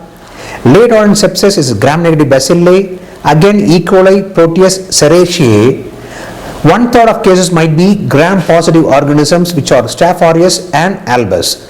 This makes Acinetobacter as the answer here. Dynamic stabilizer of shoulder joint, rotator cuff, glenoid labrum, coracohumeral ligament or glenohumeral ligament. Dynamic stabilizer of shoulder joint is rotator cuff. Blood supply to medulla is all except superior cerebral artery, inferior posterior cerebral artery, vertebral artery and anterior spinal artery. Here the answer is superior cerebral artery. All other three arteries takes part in supplying your medulla. Lochia in the postpartum period comes in the following sequence: rubra serosa alba, rubra alba serosa rubra, alba rubra serosa. The answer here was rubra serosa and alba. This is also again, in positive we emphasize a shortcut if you are not clear about some answer. If such a answer is given in which all the three things or four things in a stem is given in different sequences, then what is the natural mentality of the exam setter is first to put in the correct sequence and then make a ulta of the other choices, unless the exam setter is a sadist. So here the rule of one held good. So the answer here was rubra, serosa and alba. 6 weeks of pregnancy, the safest method to confirm pregnancy, it is your ultrasound of fetal cardiac activity, which can come as early as 4th to 5th week of intrauterine life. Now coming to the untouched ones which were not touched in our program. I'll just go through that with the concerned answers alone. Chromosome are visualized through light microscope with resolution of 5 kb, 50 mb, 5 mb and 500 kb were the choices. The next question was 6-year-old girl present with abdominal lump. She needs a bone scan in which of the following: Wilms tumor, neuroblastoma, ovarian dysgeminoma, Burkitt's. This might boil to neuroblastoma. A Bengali woman has fever for 2 days. She is in delirium. The following can be done as an empirical therapy.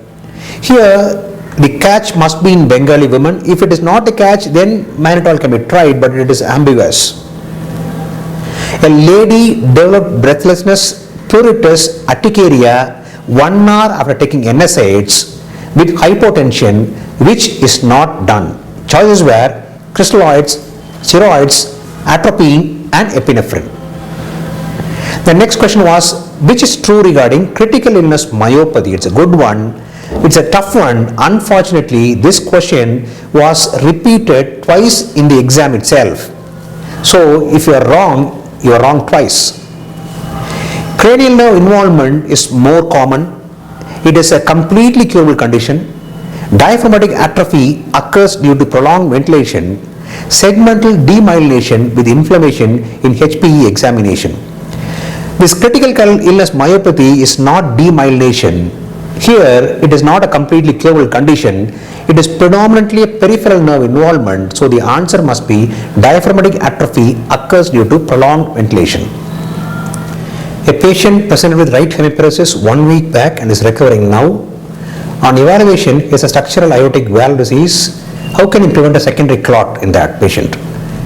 Antiplatelet drug, anticoagulant plus anticoagulant, LMWH with dual antiplatelet drug therapy. These were the choices in the question. One more question was regarding a pictorial question on EEG and the choices were given. This was a little tough. The contents was a little tough. The next question was regarding a boy with a lesion in the corpus striatum, thalamus, basal ganglia which was symmetrical and asymmetrical involvement of white matter. The probable diagnosis was Halley-Williams disease, Wilson disease, nigrosal pathway degeneration. The next one was coarse tremor in the trunk is seen in all except. Choices were Parkinsonism, thyrotoxicosis, alcoholism and general paralysis. Next one take 60 was regarding a healthy female got pregnant for the first time, underwent an LSES for fetal distress, mild hypertension, 2 days after delivery, headache, seizures. CT shows 2 to 3 centimeter parasagittal hematoma, no proteinuria. What is the provisional diagnosis? Choices: eclampsia, hypertensive bleed, sagittal sinus thrombosis and pituitary apoplexy. It might have been sagittal sinus thrombosis. Most important blood supply to stomach: left gastric artery, short gastric artery, right gastroepiploic artery. All are part of mesorectal fascia except a little tough one as far as this anatomy is concerned: superior vein, inferior vein, pararectal nodes and inferior mesenteric plexus. Fallopian tube, which part functions as the anatomical sphincter? Isthmus, ampulla, infundibulum and intramural part. Which intercostal space will not have the order of vein, artery, nerve, van, which is not there? First rib, second rib, third rib and sixth rib. Which among the following muscle is a muscle of the back which is functionally related to the thorax? It might be latissimus dorsi, rhomboids major, trapezius and levator castorum. After getting up from a sleep, a patient complains of weakness of the left hand. On examination, sensory examination is normal. He is able to hold the pen but not able to extend fingers. What is the provisional site of lesion? C8T1 nerve root palsy, stroke of motor region of the hand, posterior intraosseous nerve palsy and lower brachial plexus palsy. A patient with a spine, chest, abdominal injury in an RTA developed bradycardia. What is the likely reason? Hypovolemic shock, hypovolemic plus neurogenic shock, hypovolemic plus septicemic shock, neurogenic shock. It might be neurogenic shock. Burns case, doctor looking for curling ulcer. What are the part to be examined? It is a first part of your duodenum. 60-year-old male with alcoholic liver disease, emergency department with hematemesis, which is false. Somatostatin infusion, negative Ng aspirate does not exclude variceal bleed. Ng insertion can provoke variceal bleed. Rigid upper GA scopy, it's be done. All are true regarding endemic primary stones, bladder stones. Peak incidence 3 years, always recurs after removal. Ammonium nitrate and calcium can be the component due to high cereal based diet. The answer is always doesn't recur after removal. Flumazenil duration of action 10 minutes, 20 minutes, 30 minutes and 40 minutes. It is given as 30 to 60 minutes, so it might be either 30 or 40. Which does not cross the blood-brain barrier and the placental barrier? It's a good question. A hyoscine butyl bromide, hyoscine hydrobromide and glycopyrronium bromide and atropine. Lens protein, a combination more insoluble and less soluble, more soluble and less insoluble proteins, both are in equal concentrations and so on. The answer might be more soluble and less insoluble proteins. Coming to the forensic medicine IPCs, I should say they were all well thought, very practical questions. A good question set by a good examiner might be. Doctor nurse making public about rape victim examination, punishable under. Section is 228. It's a modified repeat of AIIMS November 2012. The next question regarding your IPC where embalming without death certificate is punishable under. Section 201. Answer is section 201. Coming to the next one, according to Delhi Anatomy Act, body declared unclaimed after how many hours? If there is a controversy regarding this, there are two different answers for this. One is regarding Delhi Anatomy Act, one is regarding Central Act. One is 48 hours, one is 72 hours. Supracondylar fracture, one is true. Neurological involvement is transitory. Cubitus valgus is more than the varus. Anterior displacement type is most common. The next question was regarding the dose of radiation for point A for early and locally advancing cervical cancer during brachytherapy is 70 to 75. Some combinations are given here. A patient presented with respiratory distress and decreased PO2 on M mode ultrasonogram, stratosphere sign is seen. What is the diagnosis? What they told was pneumothorax. Increased pulmonary blood flow radiologically indicated by all except descending pulmonary artery diameter more than 16. This is true. Curly B lines is true. Diameter of two peripheral arteries more than accompanying bronchus. Peripheral arteries more than 6 mm. In cochlear implant surgery, which part is positioned implanted during surgery? Transmitter with coil, that is the answer. Receiver stimulator, speech processor or microphone. All are true regarding tonsillectomy except this can be considered as a modified repeat of AIIMS November 2012 because the Grisea syndrome was also asked there. Choices were indicated if apnea is due to enlarged tonsils. Gracie syndrome is common in children. Adenoids, if enlarged, should be removed along with. Extracapsular method is for cold instrumentation, might be B. In which of the following topical steroids are not indicated? Endoscopic multiple ethmoidal polyp removal, endoscopic multiple anteroconal polyp removal, chronic rhinosinusitis, allergic fungal sinusitis. Sympathetic stimulation decreases blood supply to kidney, skin, brain and heart. Drug containing both alpha and beta agonist activity. Answer they told was epinephrine. Epinephrine, dobutamine, phenoldiazepam and phenylephrine. Efficacy of phototherapy is not influenced by initial bilirubin level, type of lamp in phototherapy, skin pigmentation, spectral radiance of incident light. It might be D. Which of the following leads to apoptosis? It's a tough one. Oleic acid, glucocorticoid therapy, myristic acid and isoprenoids. Post-cholecystectomy, the tensile strength of scar is due to might be predominantly conversion of your type 3 collagen. Cognitive remediation is used in improving memory, cognitive restructuring and cognitive distortion. I'm just giving you the choices. Most dangerous pesticide color code given by WHO: red, green, yellow and blue. This is against a rule which I usually say. In my opinion, there is no role for common sense in entrance examinations.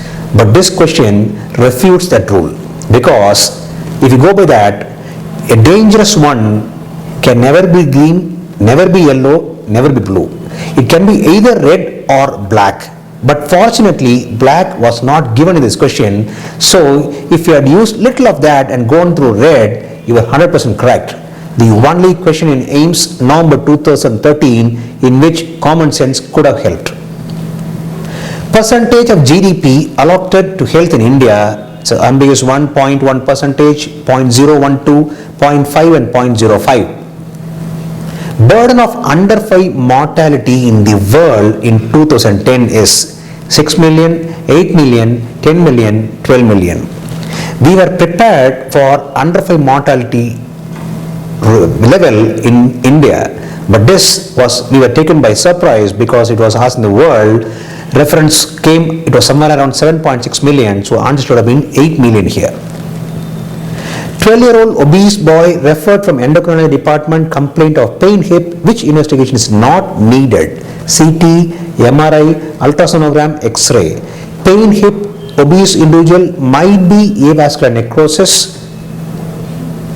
Conduction of criminal abortion with consent is punishable under which IPC? Answer is 312. Bag and MAC ventilation, all are true except child minimum size is 450 ml and some other choices were given. Epidemic due to which of the following is not common after a disaster? Leptospirosis, rickettsia, leishmaniasis and acute respiratory infections. ARI and lepto will occur. It might be either B or C. The final one was regarding juvenile CML in 8-year-old child, which is true. Choices were T922. Treatment of choice is tyrosine kinase inhibitor. Presence is blast crisis, second most common malignancy in children. Coming to this juvenile one, anything which is juvenile will not have, which is typical, which is present in your adult. For example, juvenile pernicious anemia will not have your anti-parietal cell antibody. Similarly, juvenile CML will not have T922. Answer here might be second most common malignancy. The total number of questions will work out to only 197 because 3 questions were repeated twice in the examination itself. Now, so far, whatever evidence, OHC4 evidence based was absolutely theoretical. Now, I should provide some practical evidence also. Dr. Raghav Rao, who was an OHC4 participant, scored rank 15 in PGI November 2013. It was a pleasant coincidence for positive and OHC4 because in OHC4 we had a award for the candidate who came top. This was assessed by the marks the concerned candidate scored in the various examinations at OSC 4, and it was including the percentage of attendance which the candidate has attended the OSC 4. In all these two things put together, it was Dr. Raghavara who stood first, and an award was given. The name of the award was Harry Topper Award. So the person who got 15th rank in PGI November 2013. It was a pleasing coincidence for positive and OHC 4. A few words regarding OHC 5, which will be tailor-made for AIIMS May 2014 and PGI May 2014.